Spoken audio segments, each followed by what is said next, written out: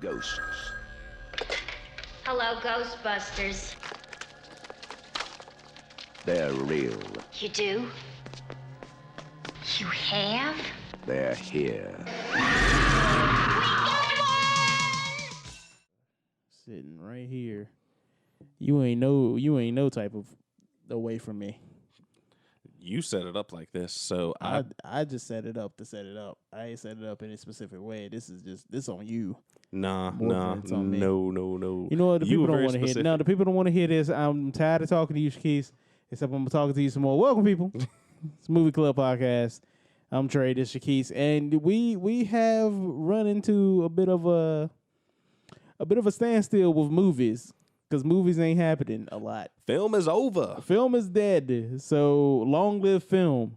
So in the efforts of boosting Mr. Shakis' more education, we are switching gears and taking a look at older films that may have missed Shakis' purview, as he has now developed a taste for the cinematic arts. We decided to go visit some classics, some not so classic, some things from my childhood and things that I've seen over the years.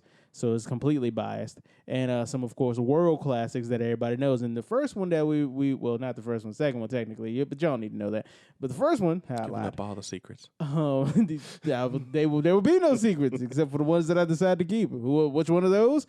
You can find out next time On the Movie Club. on the Movie Club.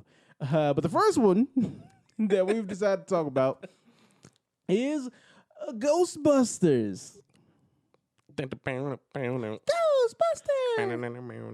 Really catchy theme. Yes. Just really catchy. By really Ray great Park melody. Jr. Ray Parker Jr.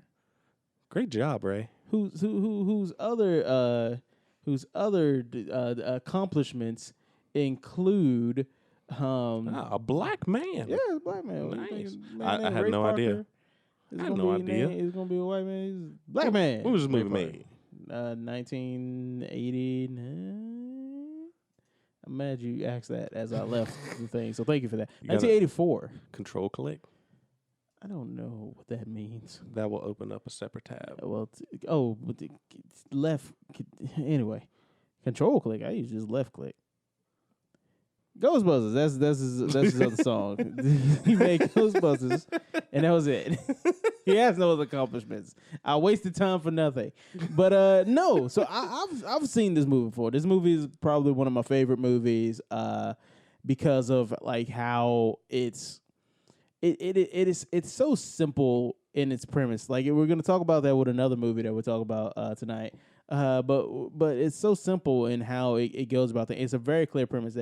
There are these scientists who have a problem. They study ghosts and decide that they can monetize this and capture ghosts.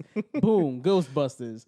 And it goes from there. It's so simple, but it's actually really amazing. I think that's brought about by of course, the stellar cast. Yeah. That we have here Bill Murray, Dan Aykroyd, Yeah. Harold Ramis, and oh my God, Jesus! I literally talked about him earlier, and now I'm blanking.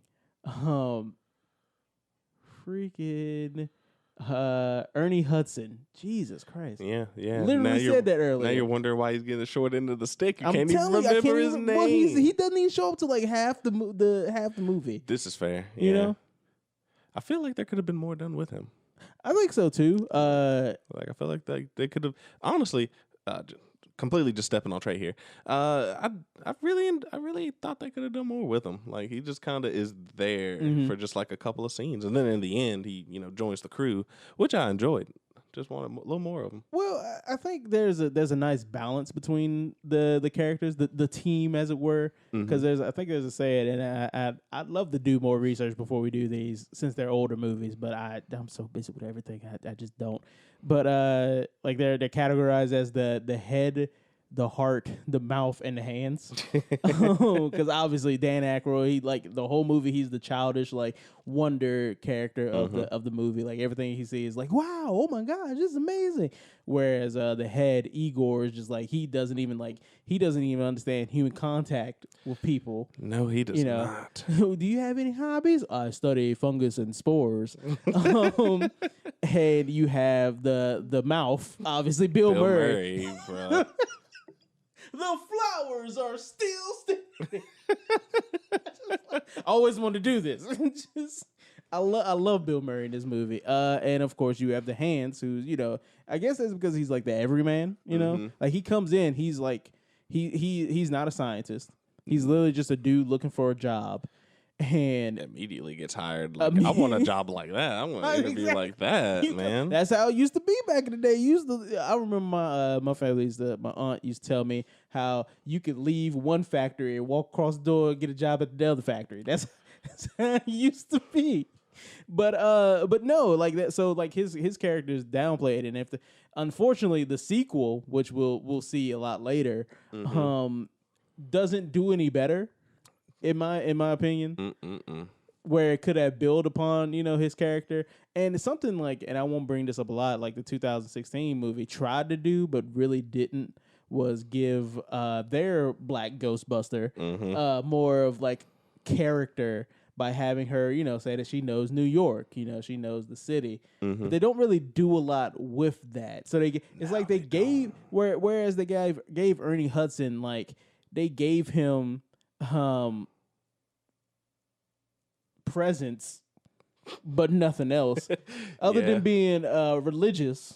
Yeah, he had a whole scene, you know, and being able to. He's pretty much the straight shooter. Because Bill Murray's gonna give you a lot of bullshit. He's gonna flack you. Yes. Ray is gonna be too like angelical about his stuff, and Egon, you're not going to be able to understand unless he talks about Twinkies. He's not going to tell him about the Twinkie, nothing. Ray. Tell him about the Twinkie. That might be one of my favorite lines. It's so great. Like people wrote these lines, and they work. But Ernie Hudson's character is more the straight shooter. He's the common man. Yeah.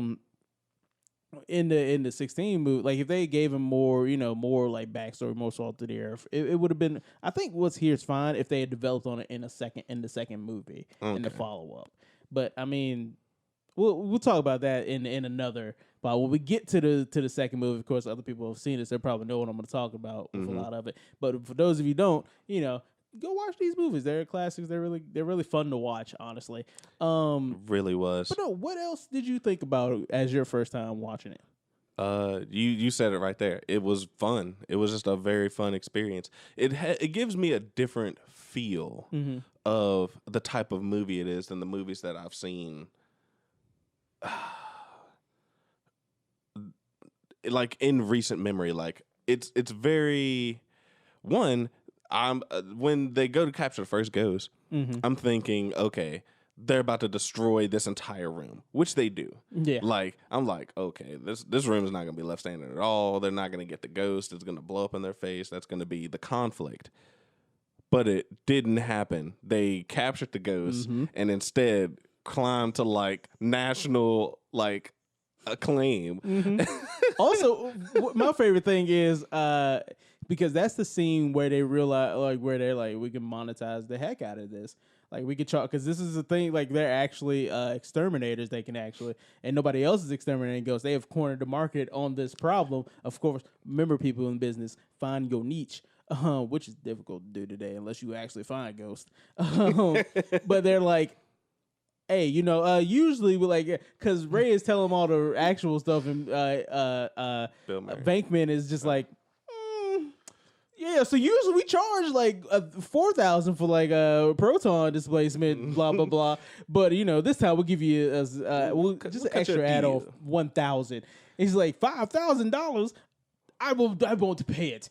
Well, we'll go ahead and put the ghost back. And he's like, shit, I don't want that ghost put back. I guess I gotta pay it. Like it's a brilliant scene and to why like things like escalate later to them, like you say, reason a claim.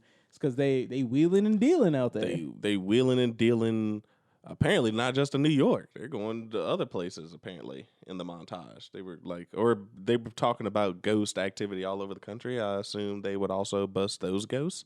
Or were they only busting New York ghosts? I've only seen New York ghosts unless you go into like the expanded material of the comics and things of that nature. If we're going just the movies, it's only New York. In fact, in the latest movie, in the movie that's yet to be released, Curse You COVID, Afterlife. Apparently, after the second one, ghost stuff only happened in New York. and okay. the activities died down after the second one, and people think like it's only rumors because there's no internet back then. Yeah, everyone thinks Nobody it's just really myths recorded things. TiVo wasn't even invented. What these animals? How did they live? How did they live? But there's nothing going on. So people really think it's more of a rumor than anything else. Okay. And besides, I think so if you follow the movie's logic, this whole activity, like the ghost started coming because of Gozer the Traveler. That motherfucker Gozer. Gozer, that motherfucker. That motherfucker. But because of Gozer coming, and it's kind of like an interpretation of Revelations in the Bible. It's like the dead are walking the earth, the sign of the gates opening. We actually have that gate actually physically opening.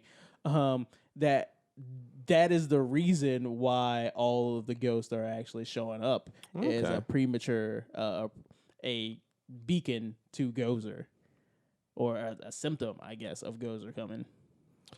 I like that. Yeah, I like it. Plus, there is nothing else to say about this movie. There's only Zool. There's only Zool. Oh man, not Samara Weaving, Sigourney Weaver. Sigourney Weaver. Not Margot Robbie. Margot Robbie has haunted your dream. I don't understand. There's a loose connection because of the weave in both of their names. I liked her in this movie. Yeah, like she was real expressive and sexual, and getting the Bill Murray energy. And got great scenes because of that one where he's like making fun of that guy. Right. And it's really like, because you see it in like other movies like Die Hard and Teenage Mutant Ninja Turtles, movies that came around. I guess Teenage Mutant Turtles like 7 years afterwards, so it came out like in early 90s. But you have these like female foil characters who don't really do anything. I think Sigourney Weaver, actually plays that strongly. Like she played, like you have that scene earlier with Venkman where he's messing with the dude with the psychic test, and then pretending that the chick gets everything right just to get in her pants, showing and her eating that up, but then giving them Dana, who doesn't eat up any of Venkman's like crap. And she basically did everything except say, "You're just full of shit, aren't you?" Yeah, like pretty much. I love it. It actually does, like, until like he breaks her down because he's insane. Yep. But it actually does develop an actual relationship, which a lot of movies don't, because you see it slowly develop over time where they meet. And she's just completely done with him. Yep. And he comes again, and he's more charming this time, and you start to see the cracks kind of form until she's like, all right, fuck it, come over. Like, it's a date, fine. And then, he saves a life. Can't wait for you to see the sequel. Anyway. Oh no. Yes, it's the characters themselves that really just, I fell in love with it. Like some of the dialogue is like really, like, how do I put it? Like it's kind of really straight until the brains start speaking, and it by itself doesn't feel like it would be interesting, but the characters or the actors rather just really bring it to life. Like it feels, this movie is full of so much life and so much energy, and then you add in crazy special effects. That first CGI dog. It's all nonsense. Like going back to the performance before you go to the effects, it's all nonsense. Like it really is, like everything, like the scene with the Twinkie, like it's all nonsense. But these actors actually come together and they actually they sell it so well. So it's just, you had me. You had me in. The movie was over before I realized how much time went by. And that is, in my opinion, a sign of a really good movie or piece of medium. And it's really leveled in a sort of reality. You know, like I said, this movie is like, what if blue collar work? What if ghost busting was blue collar work?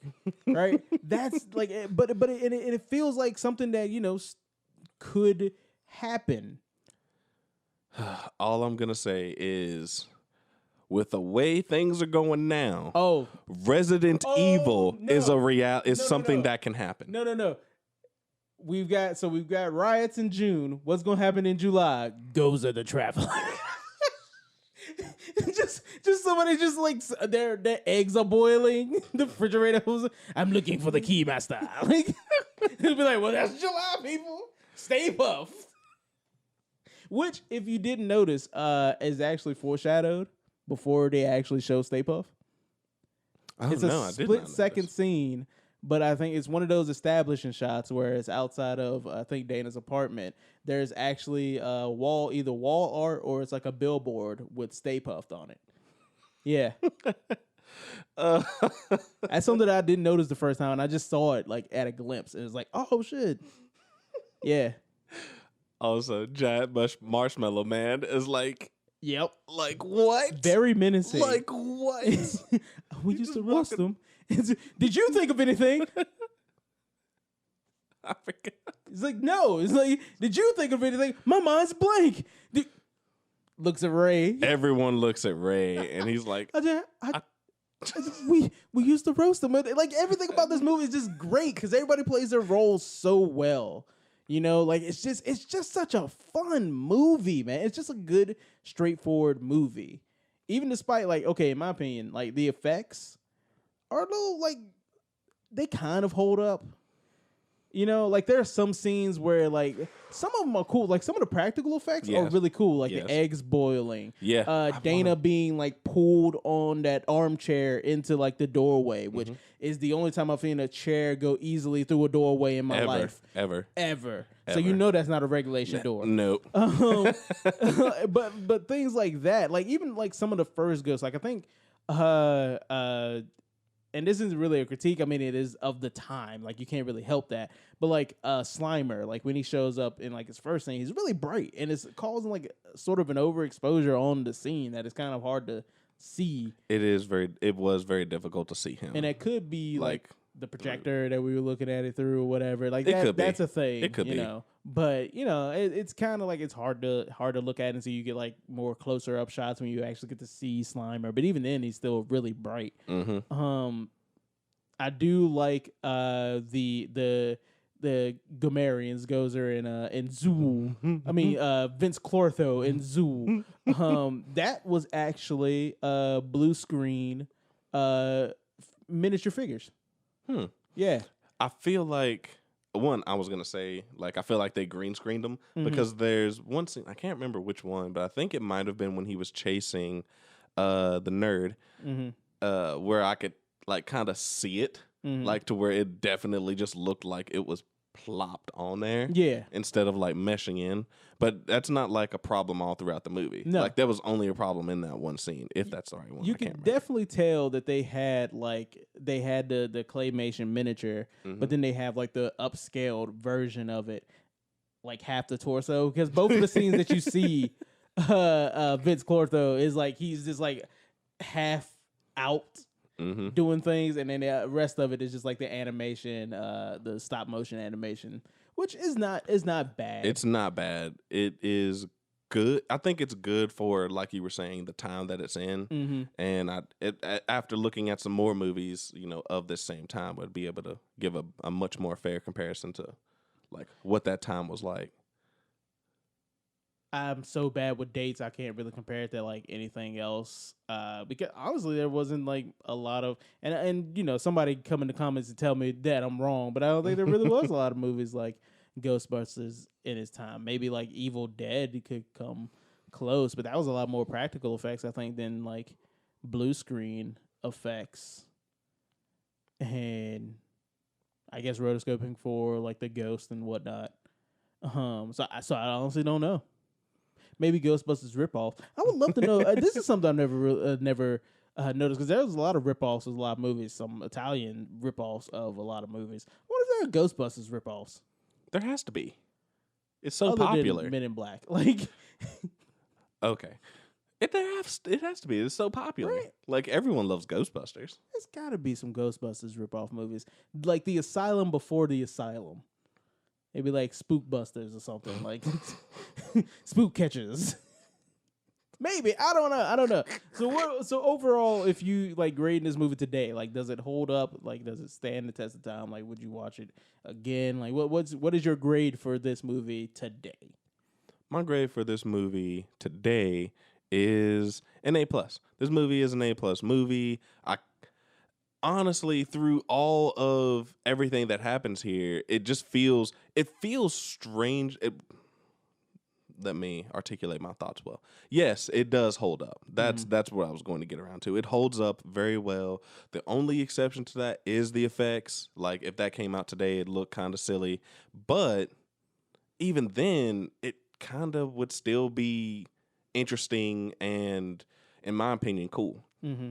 The cast of characters are really the focus, in my opinion, of this film, and it just really everybody, even the kind of annoying nerd, everyone gives you a good performance. The secretary, I really love the secretary. Oh yeah, Annie Potts is great. Annie Potts is great in this movie. Her voice is, I love it. I don't know what it is. Ghostbusters, what do you want?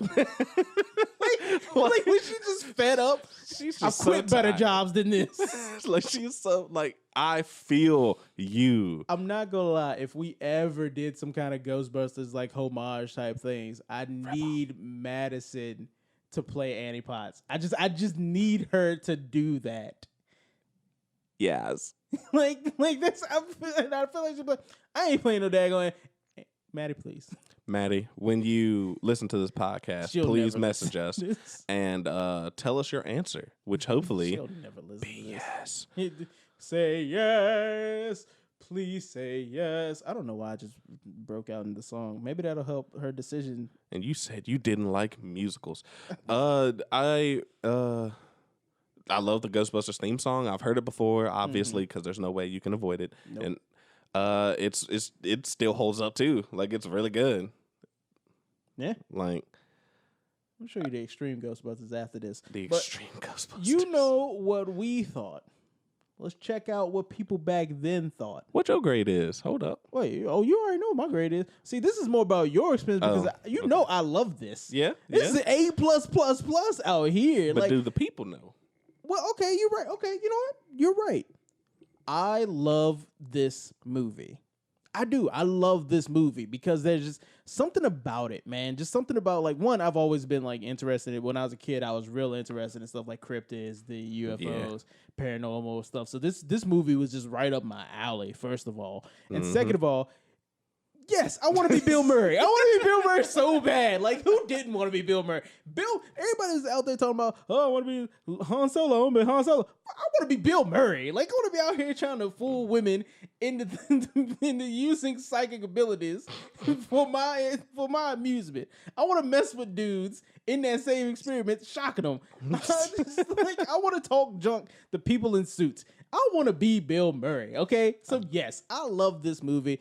Honestly, I think it's one of those properties that it just like stood the test of time with me, where I'm always coming back to it. Whether it's reading the IDW comic book that is out now, that is running alongside of Teenage Mutant Turtles, Transformers, and all the other IDW imprints, that I think are doing a really good job, not only adapting this and bringing it into its own a more expanded world, but bringing in things like Extreme Ghostbusters, actually bringing in the 2016 Ghostbusters and actually bringing it into a more inclusive world. I think once again, this is just another testament of like IDW is actually doing properties very well as comics. Really weird tangent to get off on, but no, check it out. It actually, like, I think this movie still holds up. I think this movie is one of those movies where it's like when you see this long cauldron list of reboots and things, you don't reboots and remakes of things. This is a movie that you don't need to remake. I think it is a good idea that they've decided, and I think that's a lot of problems with the 2016 Ghostbusters is that it tries to remake a lot of the stuff when it could just do what Ghostbusters Afterlife is doing and rebooting the series to bring it to a new audience, modernize it, and continue it, build upon the story with a whole new story, not do what Ghostbusters 2 does. Spoilers. It'll be interesting to see what that is. Exactly. So no, I think it holds up. I think it's something that deserves to be built upon. So yes, I love this movie. A+ movie. This is definitely not the first time I've seen it. It definitely won't be the last time I've seen it. One more thing. Yes, if you were Uncle. finished. If you were finished. Yes, Uncle. So for people that know me, you know that I saw the 2016 Ghostbusters first. And my opinion of it was positive overall for what the movie was. And I still think that it is an okay movie, but after watching the original, it's nowhere near as good. And like you said, they try to recreate the magic, and that never works, in my opinion. It never works. You're not going to get that same really strong emotional response that you get from an audience the same way. If you want to give people more of that same type of magic, Ghostbusters Afterlife might be that thing. Hopefully. And the trailer makes, but then again, we just saw trailers something lie. where the good, trailers lie. But there is one thing I haven't seen Ghostbusters in so long because there's just been movie after movie after movie coming out. I've been trying to keep up with the newer movies that I haven't had time to go back and rewatch a lot of the classics. And so when I watched Ghostbusters Afterlife, there's that the quote that Bill Murray says to Ray after they get booted out of the university is like, "Call it karma, call it fate," and they actually say that in Afterlife's trailer. That line, like word for word, is regurgitated until the point where he's like, "What does he say afterwards?" See, I haven't forgot the line already. The karma, fate, whatever. I think everything happens for a reason. And then I think he starts talking about monetizing We're gonna get money, stuff. yeah, right. We're gonna get money, and they leave that part out, and this is like it's really fanatical thing. And I didn't realize that. Just like hearing that, it was like it clicked in me, and I was like, I really want to see Afterlife now. Like it boosted my excitement for Afterlife. Yeah. Now I have to watch the second one before I see Afterlife in case there's any story beats or stuff. Yeah, I hope there are because okay. So the second one isn't bad, right? I was like, my impression second one was ugh. isn't bad. The only thing, and I'll say this, the only thing is that one, it kind of instead of like building upon the story, it does the mistake of putting the Ghostbusters, which actually, you know what, that's actually interesting to look at. I'm getting ahead of myself and answering my own question in my head, and I'm sorry about that. But I'm going to save that part for when we get to the watching Ghostbusters 2. But another part is that it kind of does the first movie over again. Okay, That's like the biggest part is that instead of creating something wholly new, which is why I really hope Afterlife takes it in some kind of different direction. Right. It already is with the cast, but I hope story-wise it takes it into a different direction. Ghostbusters 2 really doesn't. Oh, so it's another Happy Death Day? Or Happy Death Day is another Ghostbusters 2? Yeah, pretty much. Pretty much that. And speaking of, since we're talking about it, then we're gonna go to the other stuff. But since you did bring up the Ghostbusters 2016, I'm gonna give my thoughts, which are thoughts that are probably known, but just in case it is, and then we have new listeners that are listening to this and don't know what I think. And of course, you must know what I think because my thoughts are the only one that are important in this world. There's only Zool. There is only Zool. Read Trae. But no. The Ghostbusters 2016 to me, in my opinion, just in my quick opinion, is horrible. Only in and of is because it does nothing original. Mm-hmm. The introduction of this movie is almost scene for scene, shot for shot, the introduction to the 2016. Straight up to where you have unsuspecting person meet the ghost. Stuff happens with the ghost. Them, our main characters also meeting the ghost, not being prepared to handle that, getting slimed, mentioning how they're getting slimed, and then leaving and deciding, oh, we got to bust these ghosts. leading up to, so the only thing that it does is it kind of enhances. There's like this final battle at the end, which is kind of cool. Yeah. You know, but even there's still like, there's not even like a Stay Puft Marshmallow. Instead, they're fighting their own insignia, which looks like the Stay Puft Marshmallow Man. Yep. Like the whole thing is just, it's a bankrupt of creativity.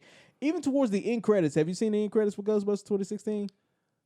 I don't even remember. They're in the office, and Kate McKinnon character is on the phone, and of course she's like, "Oh, what's this?